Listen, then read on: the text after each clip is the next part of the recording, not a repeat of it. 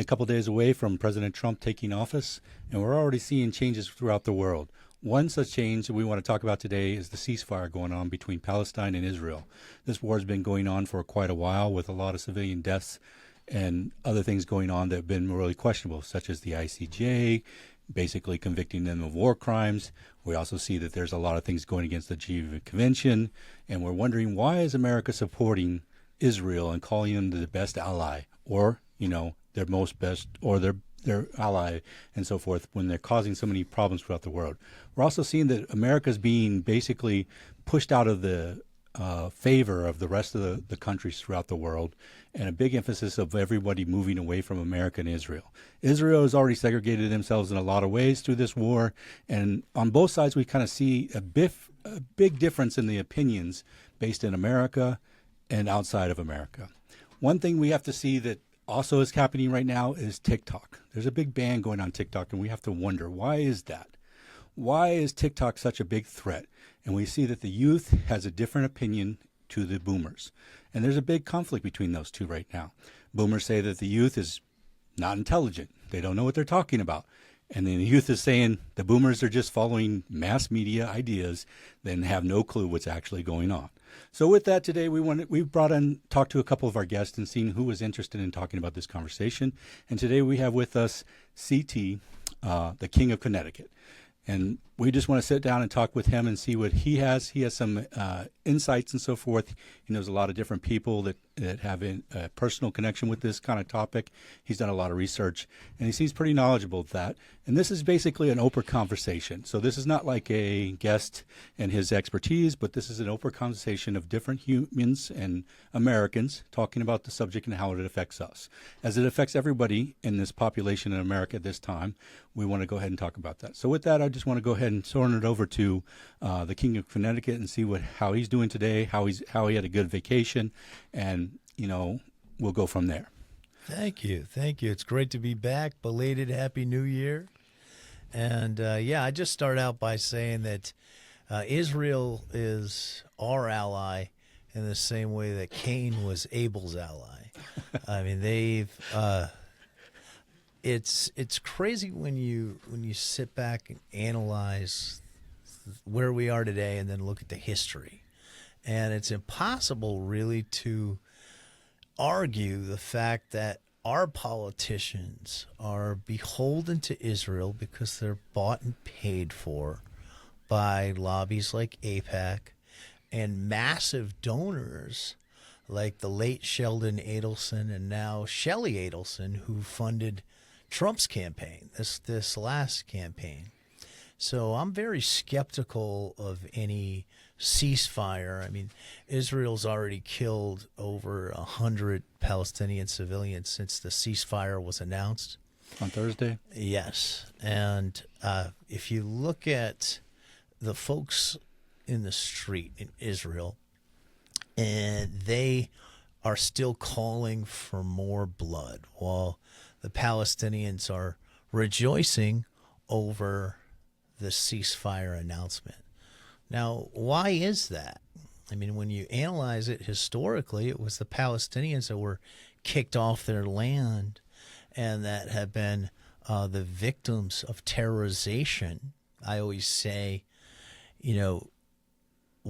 terror is the poor man's war and war is the rich man's terror.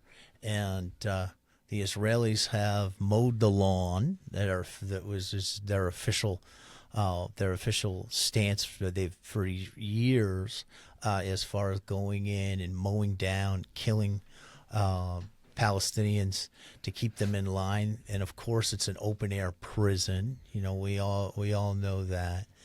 And yet, the Palestinians, who are supposed to be in the mind of the Israelis, these awful people that want more blood and war, they're rejoicing over this ceasefire. The Israelis, again, calling for more bloodletting, and that's because of the indoctrination. And Israelis are indoctrinated to the worst thing you can do is to look at human beings as subhuman, as animals, because then it gives you that mental justification that you can slaughter them.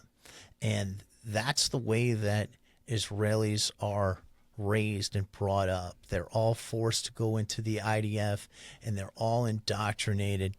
And Netanyahu is, in a sense, he's an awful human being. He's a criminal, number one, and he's a war criminal. But which has already been done and said by ICGA absolutely, or ICJ, and they have an arrest warrant out for him, but places like America and other places are not going to enact that or follow that up. But he's the figurehead. But in reality, it's the Israeli people that are pushing this. And there's even some more radical folks in his administration, in Netanyahu's administration, and they're even worse than him. So I am very, very skeptical of this ceasefire. Well, we've already seen that there's two people, especially in his administration, one that said he's going to quit if they go ahead and do this. Another one that said he'll stick around because he doesn't think that they'll do more than one of these ceasefire exchanges, which is about 33 hostages. They'll get 33, probably the American ones, to appease America if they can. And then they'll go back to the war because he was on his own national TV, and he basically said that we won't be able to genocide, or ethnic cleanse these people. We'll have to give them back the land, and we won't be able to starve them anymore, and this is unacceptable. We have to get rid of them. In part of that plan, just to touch on what you're saying, is that a withdrawal from the Gaza of Israel, and then also a 3 to 5 year reconstruction plan. Is that all part of the plan we're talking about here? Well, the ceasefire? The ceasefire has different phases. The first phase is within the first 6 weeks, they're supposed to get about 33 hostages. Right. And then there's a couple more phases after that. So what they're talking about is there might be a problem with they might get some of those hostages back to appease people. You also got to look at there's a current ban going on TikTok. So if they can ban TikTok, we won't get any more information of what's actually going on over there. So if we have 6 weeks to go ahead and process TikTok out, where are we going to get the information of what's going on there? We obviously are not going to get it from our mainstream media. Our mainstream media is not covering anything that's being said by these far-right people in Israel. Or is it covering the fact that Israel citizens are protesting a ceasefire? It covers when they go ahead and protest against the administration when they want their hostages back, but when they're promoting, we want to continue this war, kill these people, and take this land, they don't want to promote that. So why is our mainstream media, which is losing viewership, not promoting the actual truth and only showing one side? And why are we promoting to ban and outside sources giving us actual reasonable intelligence and knowledge of what's actually going on? And so some, maybe and there's some of something these with that. protests that you're talking about in Israel, you're not going to see on YouTube, correct? You might see some of them on YouTube. Yeah. So YouTube might be a little bit more there, but you have to search for that. It's not like you're going to find that in a easy forum. You have to go look for it. So YouTube does basically make it harder for you to find certain content, or it can make it difficult for certain content to show. You can see this if you do a video like we have. We've done certain videos. We said one word, and that video was basically no one saw it. So it happens. If you personally have done anything with YouTube, you will know there are certain things you can and cannot do. That's why we are pretty much neutral. We don't really speak out on a lot of things, and we stay within a thing because we have to. YouTube requires that. A lot of the social media for America requires certain things of this sort, whereas something from outside of the country does not. And this is a problem for America because they lose the propaganda, the agenda. They lose the narrative, is what they call it.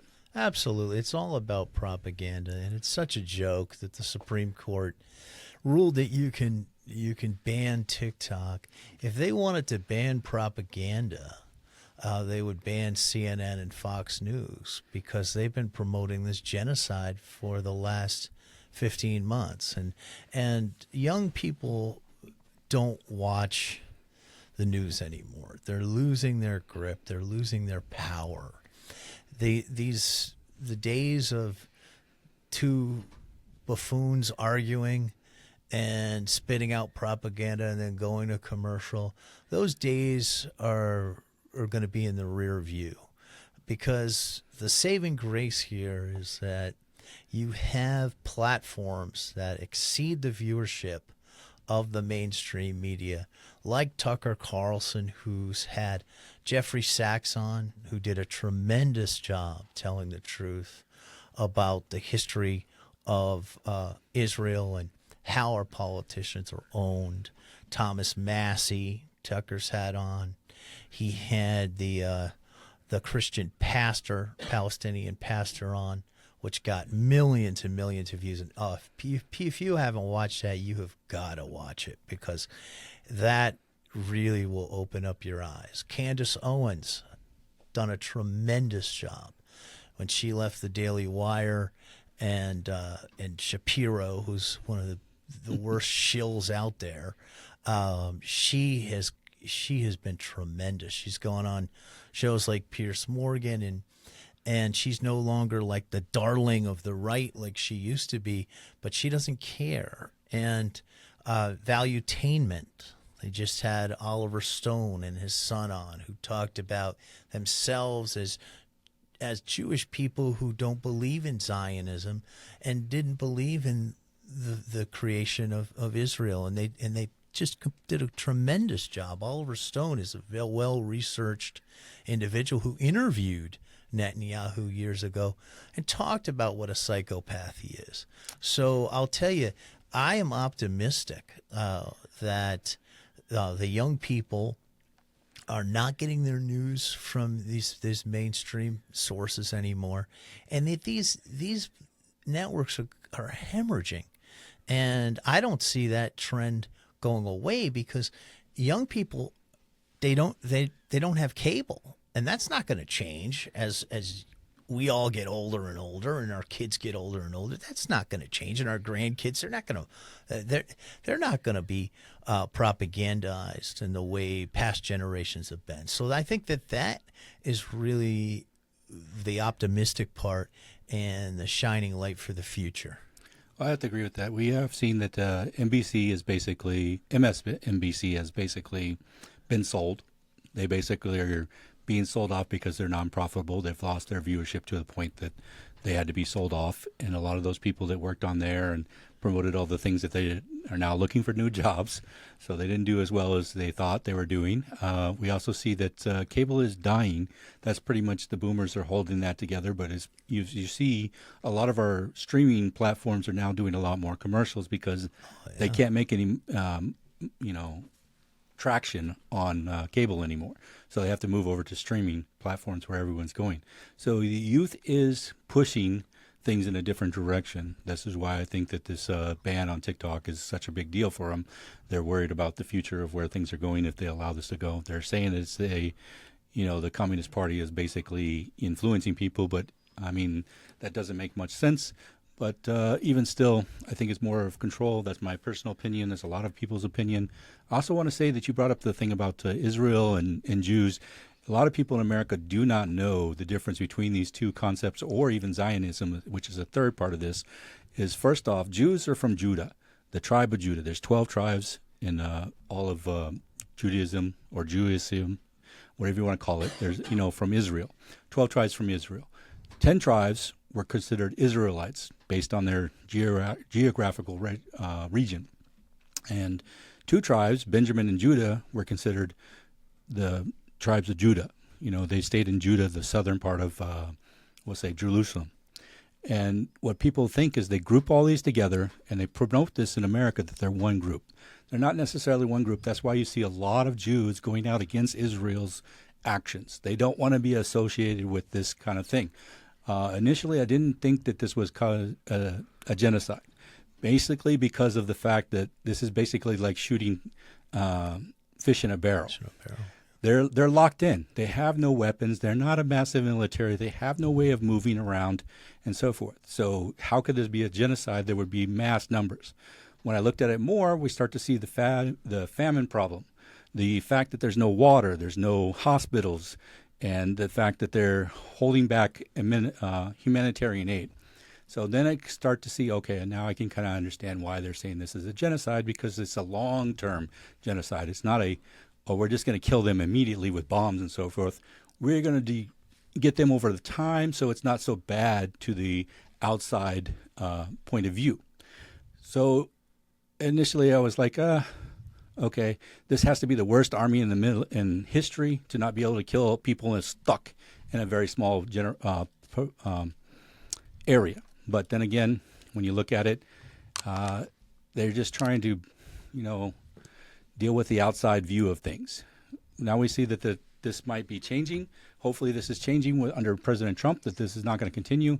Maybe we just don't send arms to them, and that's why they have to do this. We see a lot of Israel people saying that Trump has betrayed them, and that one of their administrative people actually said, we thought that the Ukrainians were going to be the first to feel the Trump effect, but I guess we are now, which is crazy. They want us to fund certain things that they want to do. It's not like they're funding themselves, and it's not like they can sell a lot of things to the rest of the world since they've made themselves unapproachable. Yeah, Right. I hadn't heard that there are some Israelis saying that Trump had betrayed them. What are they saying that about? What has Trump done? He has caused them to have the ceasefire. It's a betrayal to have a ceasefire. Okay. Yeah. Sorry, go ahead. And that to your point there, and that's just something that people need to understand. And once you get this out there to people, they'll understand it better. Is that we're funding this. People will ask, well, why do you care what's going on in the Middle East? I mean, we assisted the Saudis with a genocide in Yemen as well. And when people understand that the United States is not doing what's in our own interest and that we're funding these genocide in the Middle East, that if it's framed to them that way, then they'll become outraged. That's the true America first, and that's really what historically, if we want to look at this, you go back to the origins of the America First movement pre-World War I, and look at things like the Balfour Declaration and how there was a European conflict between the Germans and the British, and the Germans pretty much had that won. And how did the United States become involved? And how did the formation of Israel play into that? And if it's explained to the American people that we're basically the stooge for these foreign nations, then they'll become outraged. And that's why I do feel optimistic about it, about the mainstream media losing their power, about platforms like Tucker's that exceed the viewership of these major networks, that the truth is getting out there now. Well, I wanted to mention, you just mentioned Tucker Carlson. Yeah. I watched the Jeffrey Sachs interview. Oh, yeah. That was great. And he brought up something I had never heard before. Maybe you know something about it. He mentioned that there was a organized agenda back in the late 90s where it was the U.S. Israelis were going to reform the Middle East. And right after 9/11, there was a plan, For 7 war war plans in 5 years. Yeah. And so, they didn't really happen that way because we got bogged down in Iraq, which was the first on the list. Okay, so that worked. Syria was to be number 2, but we got bogged down in Iran. But Iraq was on there. We got bogged down in Iraq. Iran is on there. Libya was on there. So if you look at it, all but 1 or 2 have come true. Not in 5 years, but in 25 years or 20 years. It was elongated, and the last one on the list is Iran. Iran, yes. Which they're pushing for. And you go back to Libya and take a look at how devastating our policy is for these regime changes.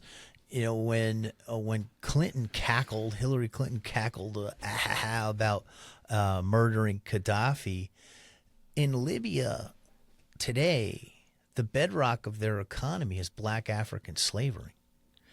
The blacks are sold in open markets in Libya. So if you look at Gaza, if you look at that situation in Libya, it's a humanitarian crisis that we're paying for, creating this crisis. We're not the good guys in these cases. And that's what needs to be explained, to the American people. Going back to the colleges, going back to like the Vietnam era. Like it was all started in the colleges. And that's why I think they're so afraid of a lot of these protests, and they're so afraid of people getting their news from non-propagandized sources. That's the young people are wise to it, and they're not watching cable anyway. So what I think is the politicians are going to continue to be controlled and continue to be owned, but the people are not going to buy it and not going to stand for it as we move forward and as we all get older and older and the mainstream media loses their grip. I mean, do you guys agree that that's the way things are trending now? Well, it's true that cable is a dinosaur, and everything is being streamed now. And when you're streaming, you get to pick and choose whatever the hell you want to watch. And so for the younger generation, and I'll speak for myself, is that I rarely watch syndicated news because I feel that it's too swayed either to one side or the other side. I'll watch something else that I feel that is kind of down the center. So yeah, I think I agree with you. It's going in that direction, and it's going to be harder to propagandize the generations coming up because they're not listening to that stuff. Yeah. They're getting to pick and choose what they want to listen to and forming their own opinions. Sure. Yeah, I agree. Basically, I think that media as it is now is one-sided. One side covers one side, the other side covers the other. They don't have a broad spectrum. They don't cover both sides. They're not objective.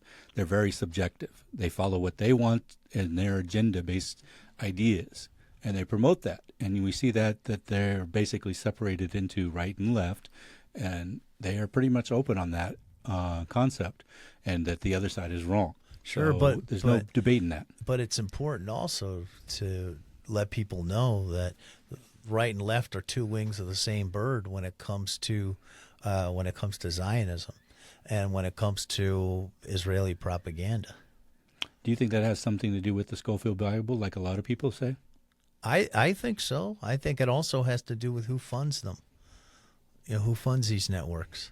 They do say that there's approximately 33% of the American population is evangelistic, which follow a good portion of them follow what the Schofield Bible is, which is a dispensational kind of approach, and that it has a lot of we have to basically we get our blessings through, helping Israel do whatever they want. Basically. Yeah, I mean, there's an old joke that, when I lived in South Carolina and Virginia and Texas, is saying that a lot of these folks dream that one day they'll be hanging out in Jerusalem popping Budweisers with Jesus because they think he's going to come back. And if you actually look at that, if you look at what that doctrine is, it's not good for the Israelis, because if they don't all convert, they're going to be slaughtered. I mean, that's in the doctrine itself.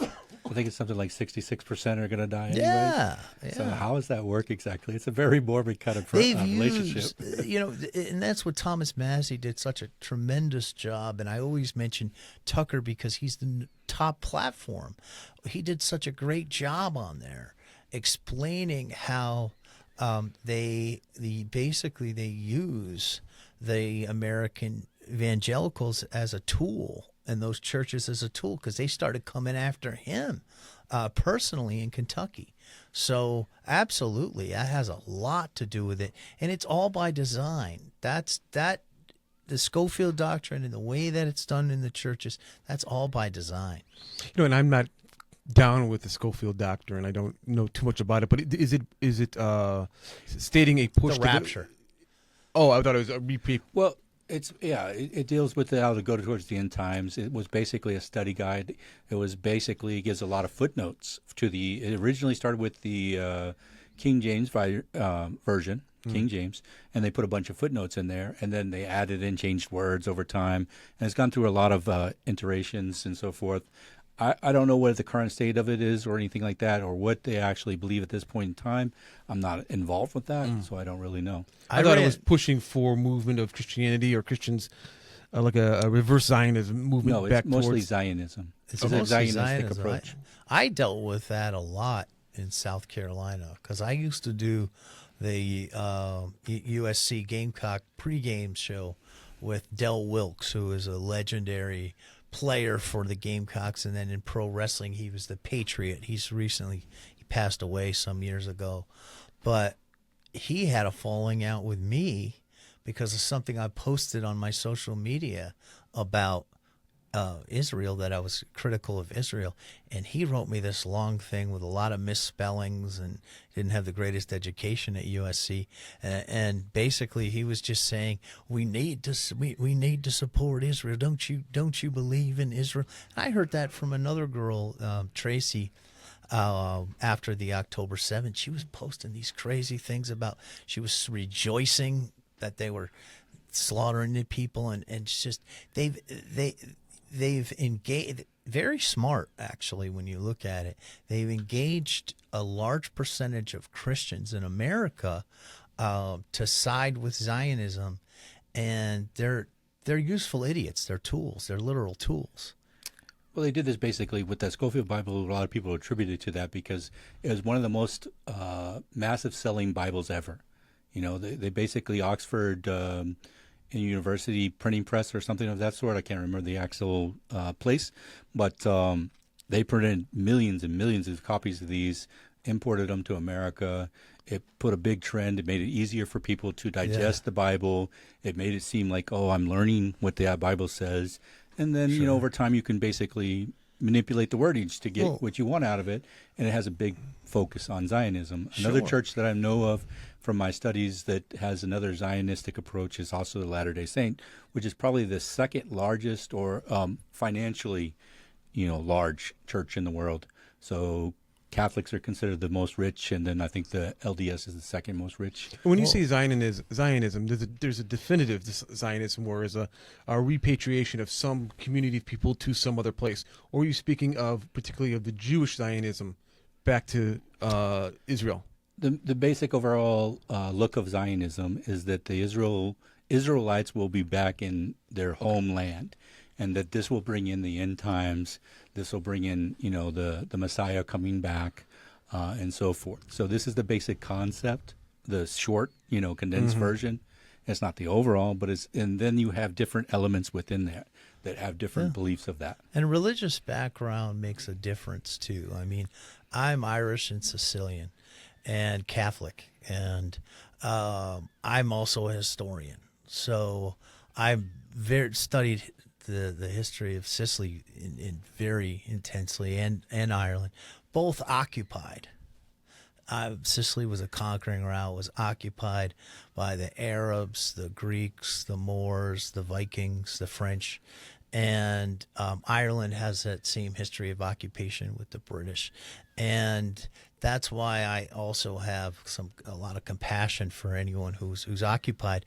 The occupation of the Palestinians is far more heinous and horrific, and it was great to see, the Pope speak out. Whatever you think of the new Pope, he did a great job speaking out against Netanyahu and against Israel, and of course he gets a big backlash for it. So I think religion and is important, because I think a lot of the folks, again, in the American South are useful. They're useful idiots and tools for Zionism. Right. If you go far back enough, you could say that the Jews founded that land in 1000 A.D. when you had the Kingdom of Solomon. The Jews or the Israelites? Thank you. The Israelites. Someone's been reading. King Solomon, King David. And so you would think you could have a fair amount of sympathy for the Jews looking for a home, especially towards the end of the 19th century and moving into the 20s and 30s, where they were being kicked out of Eastern Europe through the rise of Hitler, then also into World War II. But that I don't hear much about. Considering the Nakba and things that happened during that, and then if you look at the documentary, I think it's called Tantura. Yeah. If you look at how they actually represent themselves as being a part of that, they are glorifying the fact that they raped, killed, and did all kinds of horrific things. Oh, yeah. They're saying that, I killed people and I raped people, and that's fine, and they have smiles on their faces. Oh, you're saying these are the Jewish soldiers saying this? Yes. Yes. Okay. Yes. So, I can't really sympathize and say, well, you were kicked out of here and there if you're doing certain things like this and you're smiling about it. To me, this is similar to a serial killer killing a bunch of people and saying, yeah, I did it. So what? I'm always more powerful. That's their fault. That doesn't really bode with me well. I think that all human beings are human beings and we should have certain respect for everybody. Now, I don't know every dynamic of everything, but you can look at some of the things that are there. Americans are not aware of the Nakba. They don't understand a lot of the history that happened because our media does never portray it. It's not happening. Yeah. And it's 80 years old. And if you can't get the younger generation to watch the news, you're certainly not going to get them to watch something that happened in 1948. I would be surprised. I would bet you that a lot of the younger generation would do it at this point because they want to know what's going on and they want to know the truth. Whereas the older population just want to be fed whatever they have so that they can keep on doing what they want, which is they're used to. And you can't blame them for that because this is the way they grew up. They grew up knowing that the news told them what was going on. So they still believe that it's valid and that it's telling them the truth. And if you talk to a lot of the boomers, I've talked to them, their opinions are set. You can't change them. So it's not like you're going to change that. But when you talk to the youth, they're more open to what's going on. They have more access to information. They do outside sources. They validate most of the things and they check on it. And you can have a decent conversation with them. So when people tell me from the older generation that, which is a little bit older than me, not much, but they tell me that, hey, these people, young people are dumb. I'm like, okay, I can't say anything because it doesn't matter if I tell them the truth or not. They're not going to listen to me. But if I talk to the youth and I tell them something, they might blow me off. But I can, like my daughter, she'll come back you know what, you were right. I'm like, wow, okay, you actually went back and checked it. You know, it was interesting you mentioned the Nakba. I was watching a documentary about that a couple weeks ago. And on the broader perspective, you're right. You know, that land, that after the partitioning, the Jews, pretty much of the 600 Arab villages, kicked out everybody except for about 100 of them, which is about 500,000 Palestinians. And thousands got killed, but these people were on the road and gone. And it was always the policy of the Jews not to try to make peace with these people in the villages, because some of these villages had half Israelis, half Jews, and half Arabs, but cleansing, getting them out. However fast they could, and right behind them came Jewish people from the Holocaust, repatriating from Europe. But that was always the policy on the Jews. But you could, say that, hey, they were given that land. These villages, through the UN, through the partition, the UN gave them this land. Those villages are on this land. It was their right to do whatever they needed to do in order to facilitate Jewish habitation in these villages.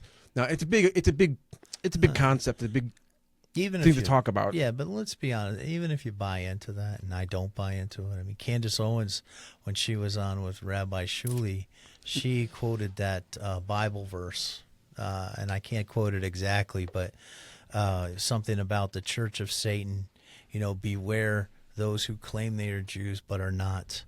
And even if you believe that they're the same people, which they're not, where else does that happen?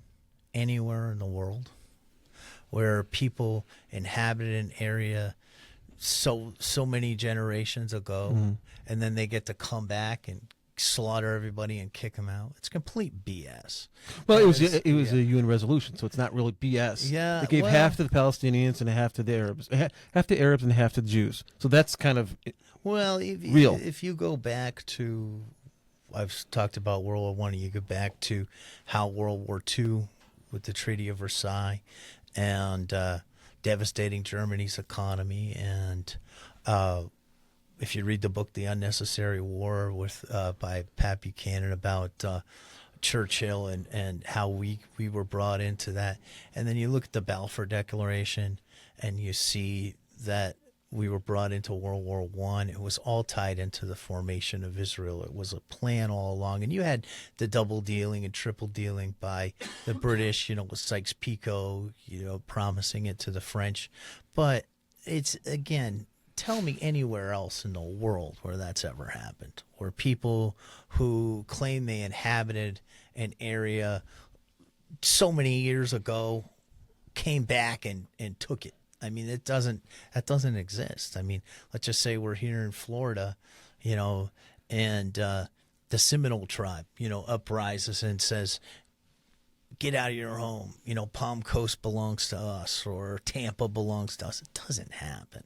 So if you really look at it, it's a horrible, horrible history.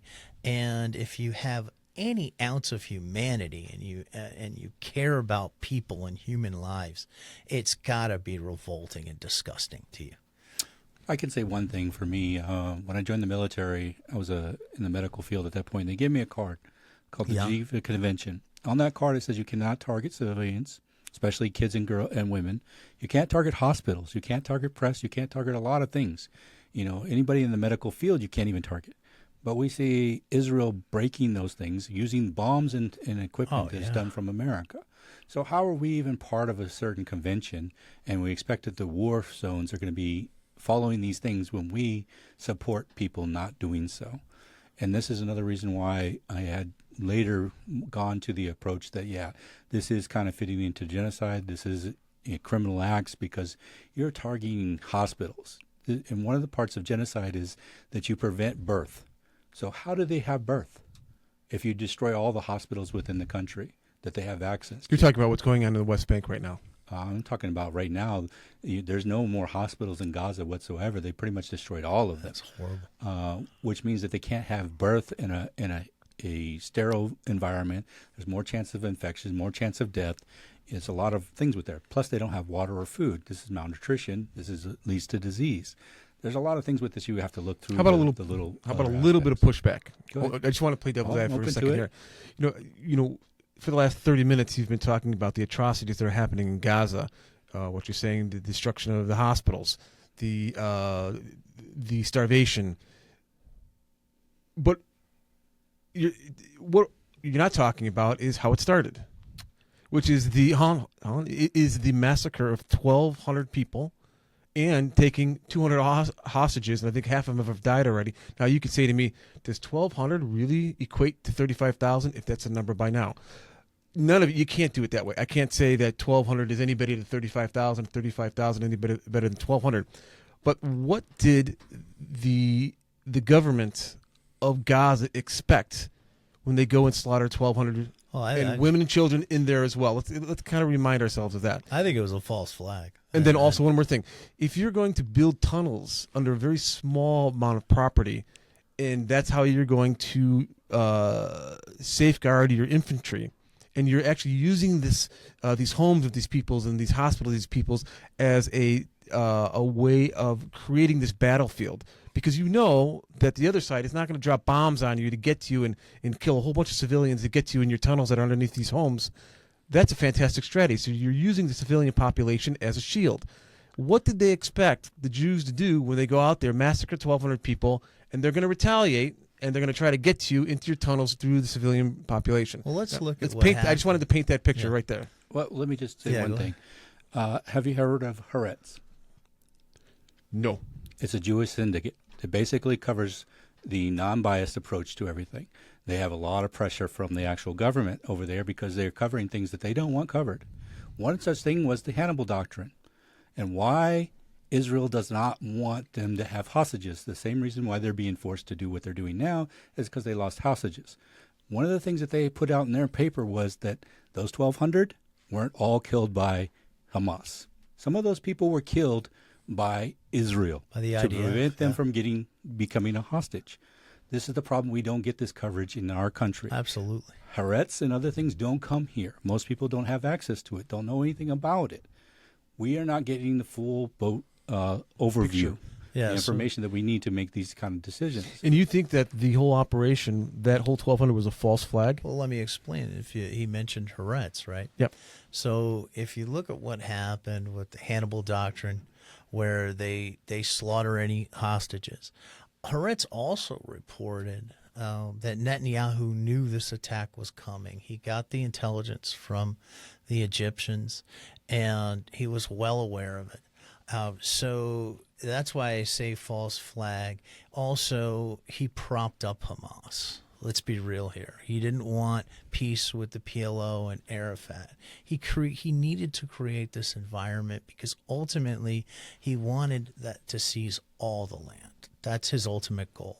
He needed an excuse. Is what Yeah, you're trying to so say. so it's an excuse, and to a certain extent, a false flag if you're aware it's coming and you're propping up the people doing it. So yeah, I mean it's not. If you look at the optics too of October 7th, you have a concert going on next to an open air prison. Those are pretty poor optics as well, and you can only hold people down so long. Let's be real here.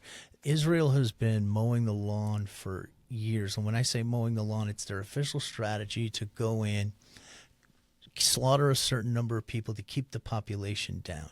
You can only do that for so long. Like I said, war is the rich man's terror. Terror is the poor man's war, and people have to rise up at a certain point. I mean, come on.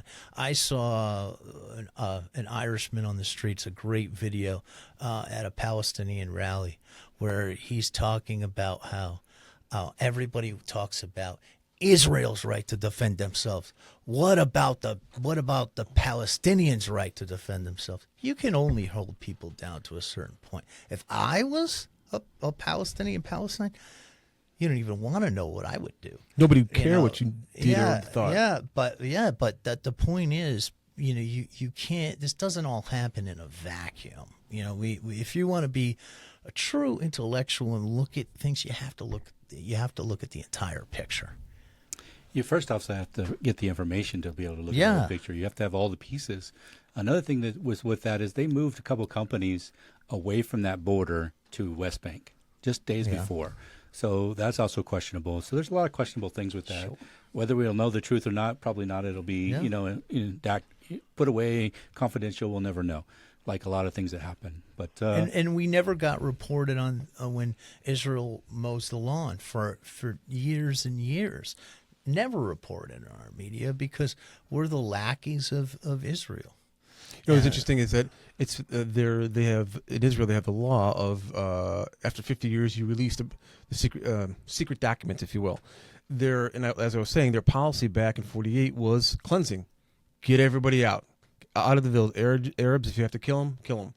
They haven't released that information, and it's been almost 80 years. And that's still classified.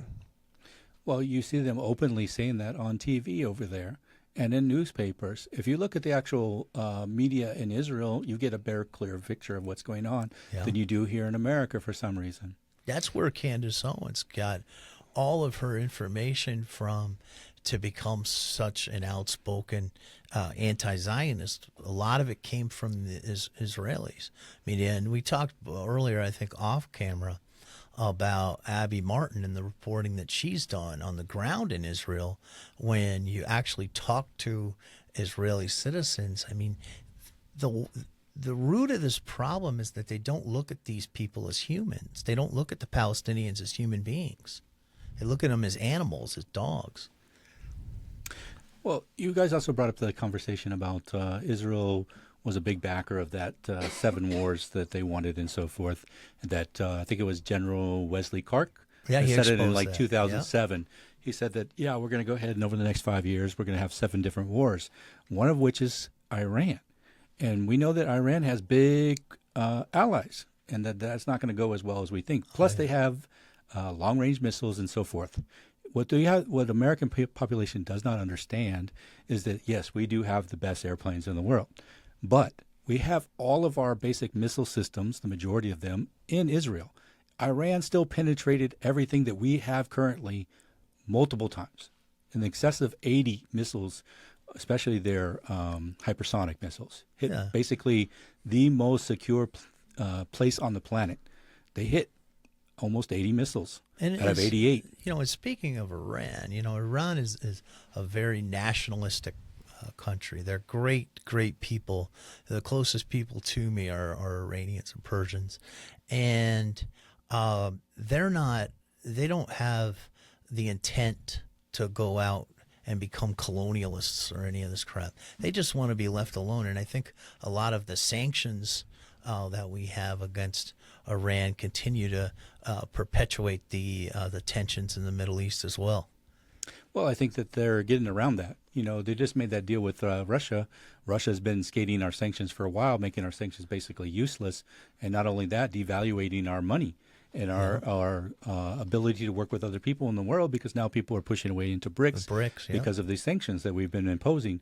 By us having the majority of the money in the system, and the system basically SWIFT that allows us to transaction all these money transfers for different commodities and so forth. This has allowed us a lot of power, and they've abused this power to the point that it's pushing people away from it. When you say that Iran just wants to be left alone, I have a very hard time believing that, because they've been waging war against many countries over the last 20 to 25 years through proxy.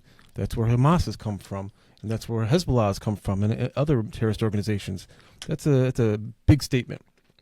Well, let's consider the fact of why they need to go ahead and have those proxies in the first place.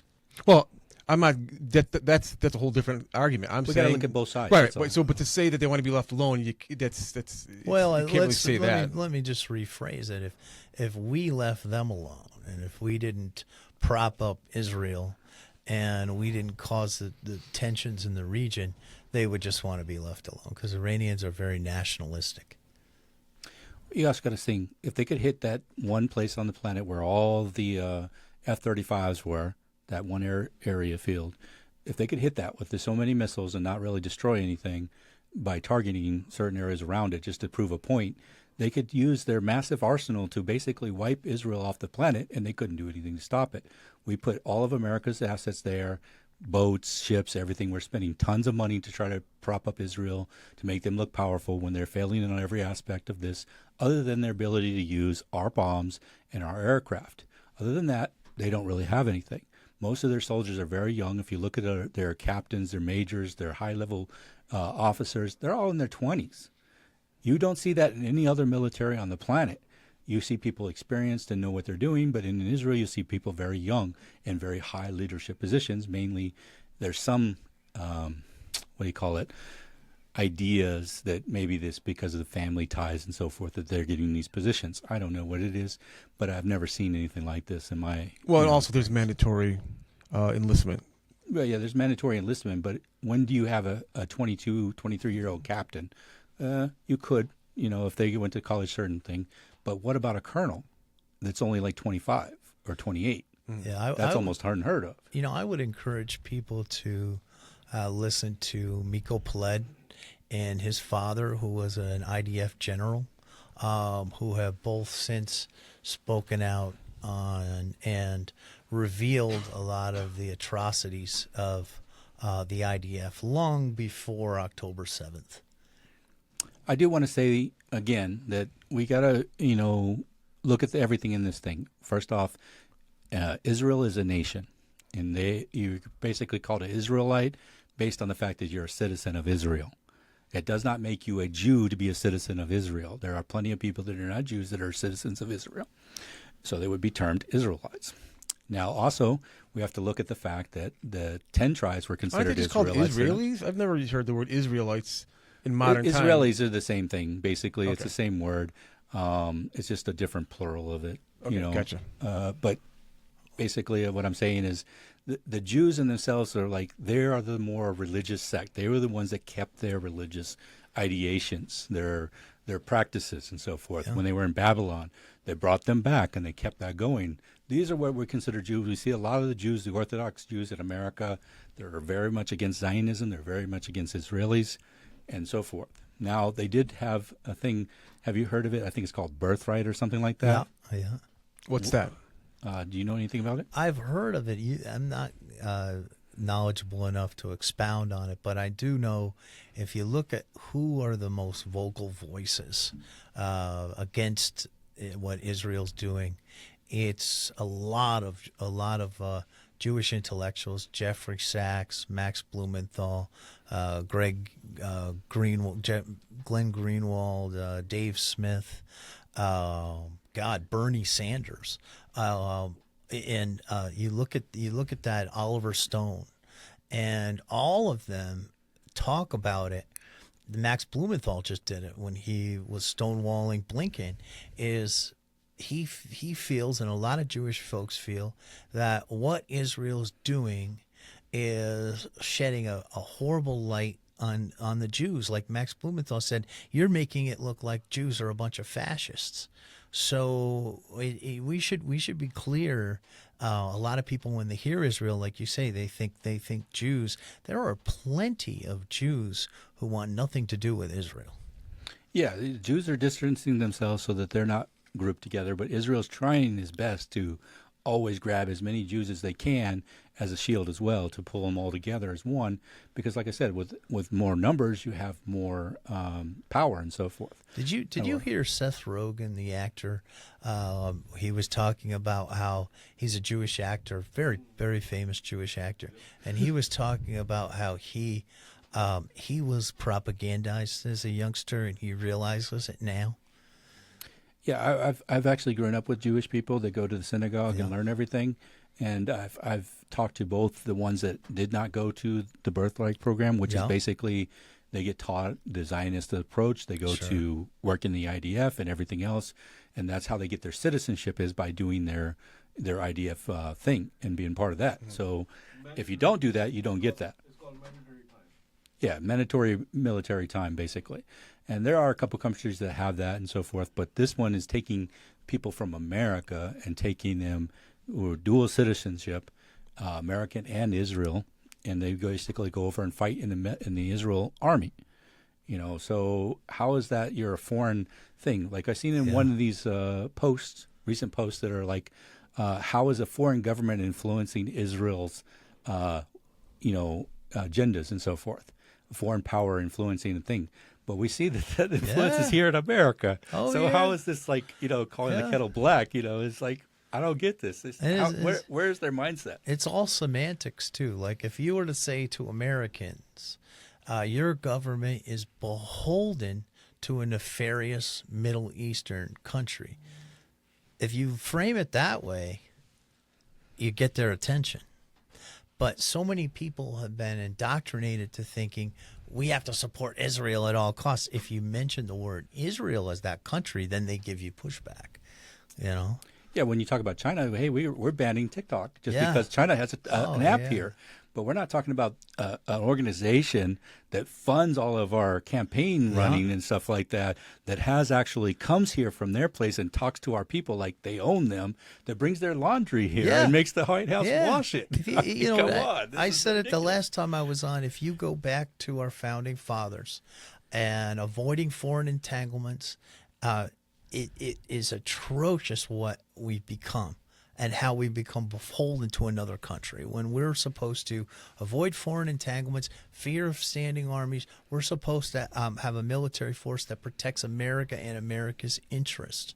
And if you frame it that way and you explain it that way, that's why I say, go back to saying I'm optimistic, people will understand, because the propaganda is very thin. If you ever watch these shows, the CNN and Fox News shows, they always cut to commercial right away. They couldn't stand having Jeffrey Sachs on now, or having Candace Owens on now, or having Miko Paulette on, or Max Blumenthal on. They would be lost, because these talking heads, all they have is such a thin piece of propaganda. There's nothing behind it. It's paper thin, and that's why mainstream media, mainstream news is going away, man. Well, we used to see like debates. People would debate a certain thing. If you have a difference of opinion, you had a difference of opinion. Well, that hasn't been. That's gone. That's been gone for a decade. That didn't even happen. That didn't exist 5 years ago. Even it's long gone. Yeah. Now we have my opinion's right, yours is wrong. Yeah. That's how it is now. Yeah. It's what side do you sit on, basically? In the banning of TikTok, are we seeing movement of people to some other platform? Yeah, it's called Red Note. Mm-hmm. And it's kind of like a trend right now. Of course, that's is that Chinese banned. as well? Yeah, it's actually the actual CCP. It's like an Instagram, though. It's different than actual TikTok. TikTok started in, I think, 2000, I want to say 19, but 16, something like that. Somewhere in there. It actually evolved from, I think it was Musical.ly or something of that sort. And, TikTok is very short videos. It started with just dancing and stuff like from Musical.ly. And then it evolved into actual showing different things that were going on. And we got a lot of information, especially the youth got a lot of information of things going on throughout the world that made them look into stuff. And unfortunately, the current administrations and so forth don't like that because they're seeing a big shift in what people believe in America, and they're losing the control, what they call the narrative. Meaning the younger generation is getting their news from TikTok.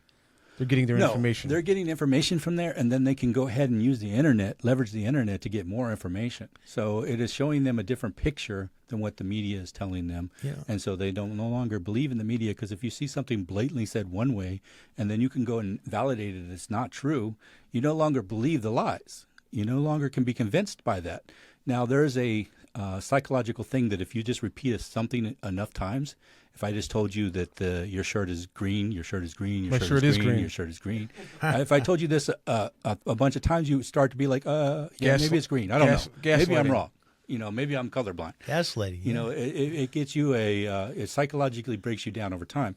And a lot of media repeats. And you see the more times when a questionable show is done, they will repeat that constantly to make you believe that that's what really happened. And the banning of I want to get clear on this. The banning of TikTok is the belief, or it's framed as the belief, there's some infiltration through our electronics by the Chinese that they're saying that they're collecting our data and they're going to use our data against us. But isn't Red Note another Chinese platform? Are they going to try to ban that too?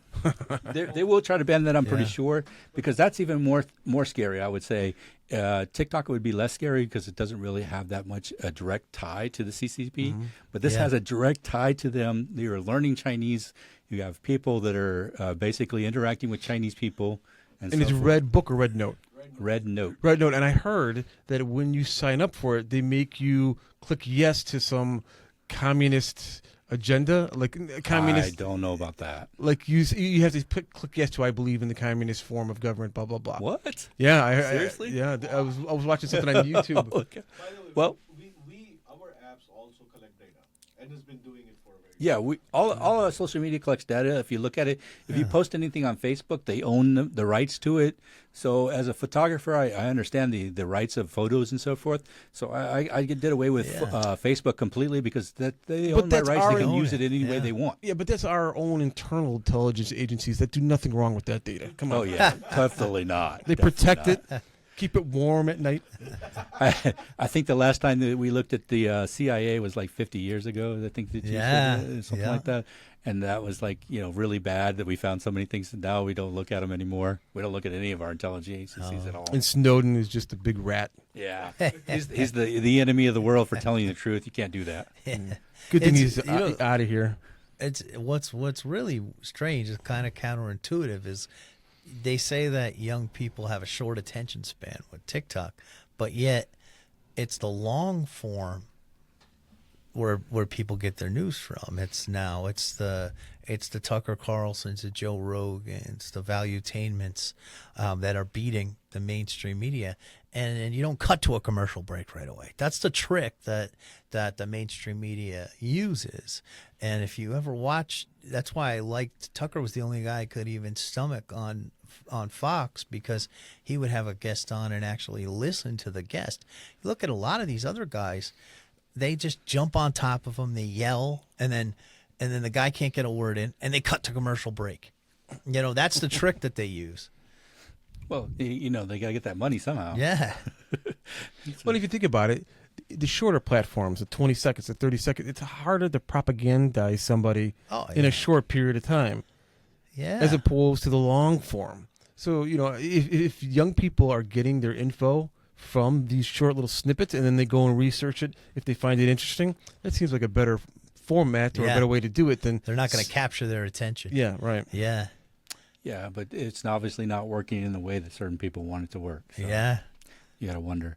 And then we have to also look at these things like Ukraine war and Israel and everything, and the other 6 wars that we were done, the cost that has caused America, the destabilization of the Middle East, the actual physical cost of it that's causing us our inflation and so forth, and our current deficit interest that's over $1 trillion now, that basically the world is basically saying that we can't continue like this for too much longer before we have major financial backlash.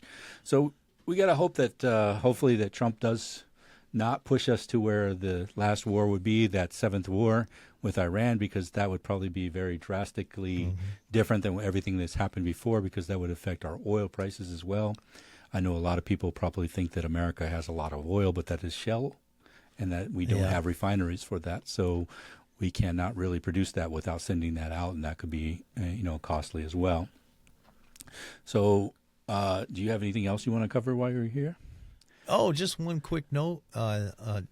We have, I mentioned last time, with our Shoot Pro Wrestling, we're debuting on Triller TV, which is a huge network. It's actually Mayweather's, and we just brought on the living legend, Larry Zbyszko, from fans know from broadcasting in WCW in its heyday when they were going head to head with WWE and TNA. He's going to be calling some matches. We've got a show coming up in Las Vegas next month, and then one in DC. So I just wanted to mention that as well. And people can check out shootprowrestling.com. You can see our last couple of shows on there. Okay. With that, I want to go ahead and wrap things up. I want to say that I have no personal agenda against Israel or Israelite, the country itself. It is a country of its own. They can do what they want to do. I don't really agree that we're funding them to do certain things. If they did it on their own, what can we say? That's their country. That's their thing. There's wars that happen all over the world all the time. And sometimes we need to probably try to stop certain things from happening. But at the same time, that's other people's business in a way, too. So it's kind of different that we are funding that kind of atmosphere, and also that we are standing against the rest of the world who is in the UN, basically making all these open statements against what's happening there, and America is backing Israel no matter what.